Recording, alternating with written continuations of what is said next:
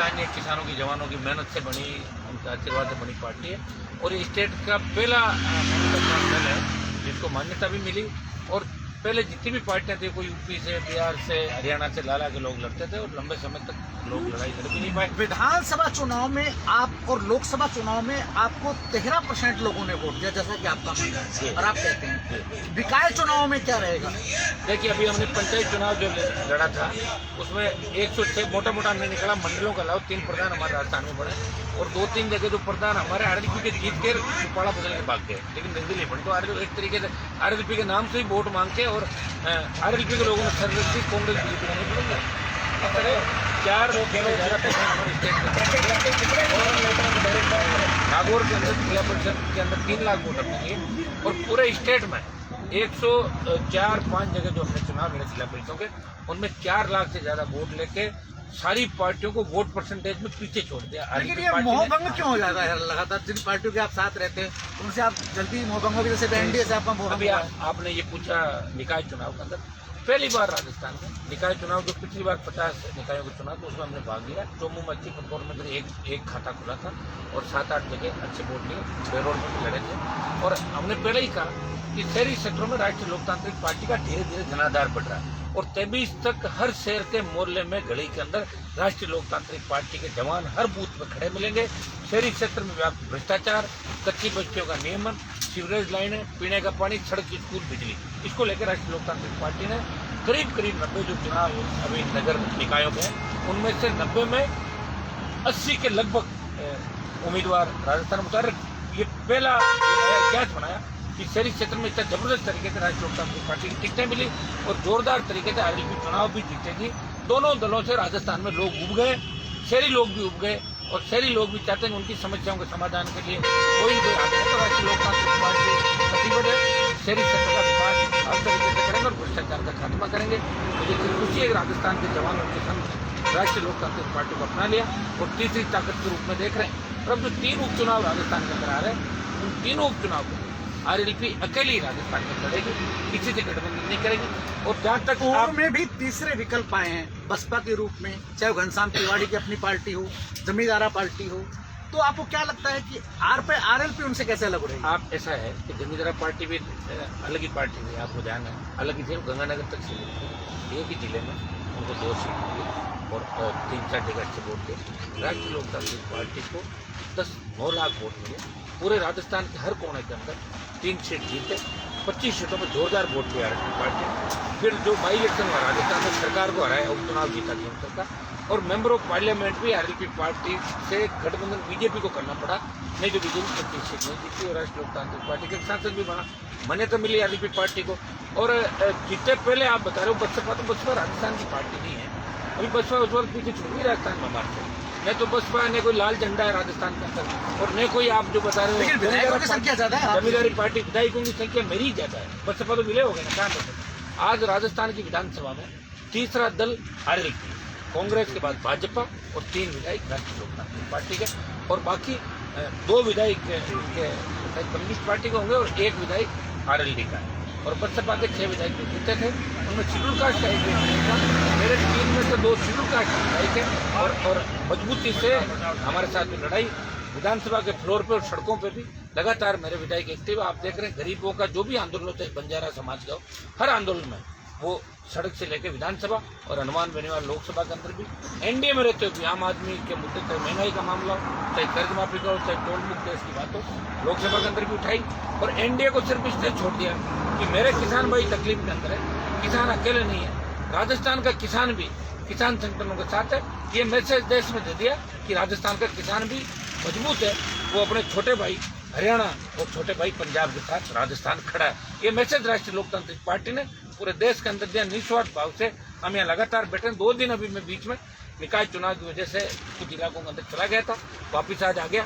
23वां दिन है, 23 दिनों से आरएलपी पार्टी इस देश के किसानों को बचाने के लिए, जवानों को बचाने के लिए इस नेशनल हाईवे पर जाम करके बैठी हुई है और आगे भी किसान संगठन जिस तरह रास्ता तैयार करेंगे, मैं एक अपील किसान संगठनों से भी करूंगा कि अहिंसात्मक तरीके से आंदोलन को आगे बढ़ाए और किसानों का भला करे। हमारा मूल जो उद्देश्य है वो किसानों को मंडी चालू हो, हमारी तो काला बाजारी बंद हो, और कॉन्टेक्ट जो फार्मिंग है उसमें बदलाव हो, ये तीनों चारों बातें करके और स्वामीनाथन आयोग की संपूर्ण लागू इसको करके किसान संगठन को विचार करना चाहिए। सुप्रीम कोर्ट ने सरकार के सुझाए जिन 4 नामों को बताया, किसान संगठन उनसे नाराज है, तो सुप्रीम कोर्ट से भी हमारा निवेदन रहेगा एक MP होने के नाते कि आप इसके अंदर 3 आदमी किसान संगठनों की तरफ से ले लो, एक सरकार अपना बिठा दे, फिर इनसे बात करें। किसानों को ये लग रहा है कि जो 4 आदमी बनाए हैं वो 4 सरकार के आदमी उनका भला नहीं किया, इसलिए किसानों ने आपत्ति जताई इस पर, और हम किसान संगठनों के साथ हैं। आंदोलन की अगुवाई किसान संगठन कर रहे हैं पंजाब, हरियाणा और राजस्थान के, इसलिए हम उनको समर्थन कर रहे हैं देश के अंदर। और देश में सीधी सीधी बात कि 45 से ज्यादा विधायक जाट समुदाय के राजस्थान विधानसभा में, पूर्व में हमारी बात हुई जाट महासभा के जो राजाराम मील जी राष्ट्रीय अध्यक्ष, उनसे बात हुई। जब बड़े जाट की बात हुई तो उन्होंने कहा कि बड़ा जाट तो मैं हूँ, आप हनुमान बेनीवाल के नेताजी से पूछिए। लेकिन जब हम जमीन पर आते हैं तो कहीं ना कहीं बेनीवाल जी कहते हैं कि जाटों का बड़ा लीडर मैं हूँ। अब इसमें आप क्या? उनको मेरे पिताजी को जानते हैं। मेरे पिताजी 77 में विधायक बने थे, जब राजाराम जी के पास साइकिलिंग नहीं थी 77 में, तब MLA बन गए थे मेरे फादर, उनको इतनी जानकारी नहीं है। और रही मेरी बात, तो राजाराम जी को इस जो लेवल लगा पार्टी इस समाज का लेवल है, और जितने भी लोग आपको पता नहीं विधानसभा का चुनाव था तभी किस नंबर पर गए, शायद 3रे नंबर पर चले गए थे, और जब आने वाला चुनाव होगा तो 4थे नंबर पर चले जाएंगे। लिखेंगे भी नहीं आपका मुख्यमंत्री क्यों नहीं? मैं ये जाटों का मुख्यमंत्री क्यों नहीं जब इतने विधायक होने के बाद? आज तक जाट मुख्यमंत्री नहीं बना। तो राजाराम जी पूछो ना, वो कह रहे हैं जाटों का अध्यक्ष। लेकिन आप भी जाटों का बड़े नेता हो। सुनो, मैंने ये थोड़ी कहा जाट समाज का अध्यक्ष, मैंने तो कभी नहीं कहा। मैं राष्ट्रीय लोकतांत्रिक पार्टी का हनुमान बेनीवाल संयोजक है, प्रदेश अध्यक्ष हमारे दूसरे हैं, 3 विधायक है, 3 प्रधान है, और 10 जिला परिषद सदस्य राजस्थान में, और 50 के लगभग पंचायत समिति वार्ड भी राजस्थान के अंदर जीता है। और मैं इनसे राजाराम जी भी इस अपील भी करूँगा कि आप 2-3 आदमियों को रोज लेके आते हो, टिफिन लेकर शाम को चले जाते हो, कम से कम 1500 आदमी लेकर आओ। अगर जाट महासभा का बैनर लगा रखा है तो उस बैनर की बदनामी भी नहीं होनी चाहिए राजस्थान का। उस बैनर को पूरा राजस्थान देखता है कि आप कहाँ हैं महासभा, आदमी बताओ मुझे। और जहाँ तक रही मेरी बात, तो मैंने तो 2 पूछ कर दी है। ये हाईवे हनुमान बेनीवाल ने जाम किया, उससे पहले मैं जब आया था एक टेंट में नामपाल जी बैठे थे, मेरे आने के बाद हाईवे जाम हुआ और लाख लोग हनुमान बेनीवाल लेके आए। शाहजहाँपुर बॉर्डर पे 52 से लेकर आज तक अगर बड़ा कूच किसी का रहा तो RLP का बड़ा कूच रहा। इसलिए मुझे किसी के सवाल का जवाब देने की आवश्यकता नहीं। सब जानते हैं कि हनुमान ने चुनौतियाँ स्वीकार की, जिन नेताओं के सामने किसान आंदोलन के बहाने के राजनीति साधने का प्रयास तो नहीं ऐसा है। इसमें कौन सी राजनीति साधन है बताओ? हम तो हमेशा किसानों के लिए लड़े। हुकार हमने भरी, कर्ज माफी राजस्थान के अंदर, मुक्त बिजली, टोल मुक्त राजस्थान, बेरोजगारी पता सरकारों को हमने याद दिलाया। और हुकार के बाद हमारा मकसद था कि दोनों पार्टियों में साथ मैंने पार्टी बनाई। पार्टी बना के राजस्थान की जनता को धोखा नहीं दिया। पहले कई लोग कहते थे पार्टी बनाएंगे करेंगे, पार्टियां नहीं बना पाए लोग, और बना भी ली तो वापिस हाथों हाथ बीजेपी ज्वाइन करी उन लोगों ने। डॉक्टर साहब थे, वो चले गए, श्याम जी आगे। एक ही व्यक्ति है जो राजस्थान के मान सम्मान की लड़ाई लड़ रहा है। बड़े से बड़े पदों को ठोकर मारी, दिल्ली में मंत्री पद को ठोकर मारी, स्टेट में 4 बार मंत्री पदों को ठोकर मारी, हर चुनौती को स्वीकार किया। और जो मेरे बारे में बोल रहे हैं उनको भी मैं कहना चाहता हूँ कि यहाँ माइक में बोलने से और घर में घरवालों के सामने भाषण करने से कुछ नहीं होता।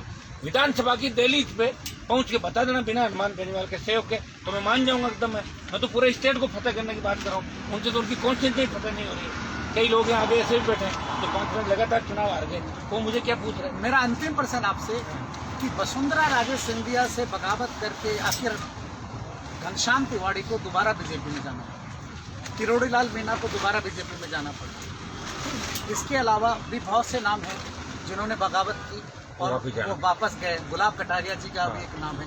क्या हनुमान बेनीवाल भी वसुंधरा से बगावत करके क्या वसुंधरा के खेमे?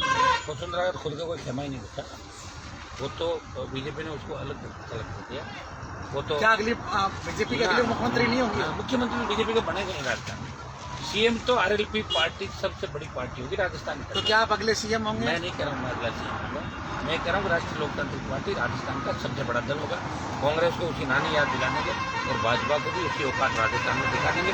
तीनों उपचुनाव हो रहे हैं, उन तीनों उपचुनाव के अंदर 2 में जीत सॉलिड है और 3 में बराबर की टक्कर देंगे। तीनों चुनाव में राष्ट्रीय लोकतांत्रिक पार्टी को जिस हिसाब से जनता फॉलो करेगी, जिस हिसाब से विश्वास जताएगी, उससे 23 की तस्वीर राजस्थान में साफ हो जाएगी। एक चुनाव जामगढ़ का है, दूसरा भीलवाड़ा का है और तीसरा राजसमंद का है। 70% जो कल्चर है उसमें चुनाव हो रहा है और 30% में बाकी रह जाती है। तो 70% में आपको अलग अलग जगहों के चुनाव, अलग अलग जिलों के चुनाव, अलग अलग संस्कृति है, तो आपको पता चल जाएगा कि 23 की डोर सत्ता की किसके हाथ में रहेगी। क्योंकि यहाँ विपक्ष अगर कोई है राजस्थान में तो राष्ट्रीय लोकतांत्रिक पार्टी है। प्रताप सिंह का जो परिवहन घोटाला हुआ, भारतीय जनता पार्टी कांग्रेस ने हाथ मिला लिया, अंदर आगे की पंक्ति में बैठे। बीजेपी का एक नेता प्रताप के खिलाफ ने बोला, आरएलपी ने धरना भी दिया, सड़क पे बैठे, जेल में भी गए, मामला भी उठाया। मैंने तो उसके भ्रष्टाचार की जांच का सीबीआई जांच की डिमांड करी और यही कारण था कि सचिन पायलट भी छोड़ के गए, उसके बाद चले गए डरते हुए। तो सबको पता है अगर राजस्थान को बचाने का कोई काम करा तो आरएलपी पार्टी करिए। और यहाँ आरएलपी आई तभी तो ये नई दुकानें लग गई यहाँ पे। अगर आरएलपी नहीं आती तो ये भी नहीं आते। ये सब जो हो रहा है राष्ट्रीय लोकतांत्रिक पार्टी के जवान किसान हर जाति के लिए लड़ाई लड़ रहे हैं। इस राजस्थान में अगर किसी के सुई भी चुकती जवान किसान के तो आरएलपी के जवान अपने आप पहुंच जाते हैं उसकी मदद करने के लिए। वो मेरा इंतजार नहीं करते, हनुमान जी को पूछेंगे। अन्याय के खिलाफ लड़ने के लिए पूरी पार्टी को छूट है, किसी जाति का मदद करना, हर जाति के आगे खड़े। 26 जनवरी को ऐलान हुआ है संयुक्त किसान मोर्चे का दिल्ली कूच के लिए कि ट्रैक्टर से वहाँ तिरंगा रैली लेकर लाल किले के लिए कूच करेंगे। क्या उसको आपका समर्थन रहेगा? देखिए, मैंने आपको क्या कहा, हिंसात्मक तरीके से जो भी आंदोलन देश में चल रहा है, जब यहाँ 23 दिन से बैठे हैं और मदद करेंगे, ये तो तय है। किसान और जवान आमने सामने हुए तब नहीं होंगे, वैसी स्थितियाँ नहीं बनेगी। किसान भी समझदार है, जवान भी समझदार है। हम तो दिल्ली की सरकार चाहते हैं कि कोई न कोई ऐसा रास्ता। अगर सरकार समझदार होती तो फिर आप एनडीए से अलग क्यों हुए? तो सरकार समझदार क्या पता हमारे अलग होने से हो जाए, कोशिश तो कर ही नहीं। खाली चले गए, आरएलपी गई, शिवसेना गई और कहीं जाने को तैयार है, बाकी सरकार वापस नहीं बनाने के होंगे। तो राजनीति में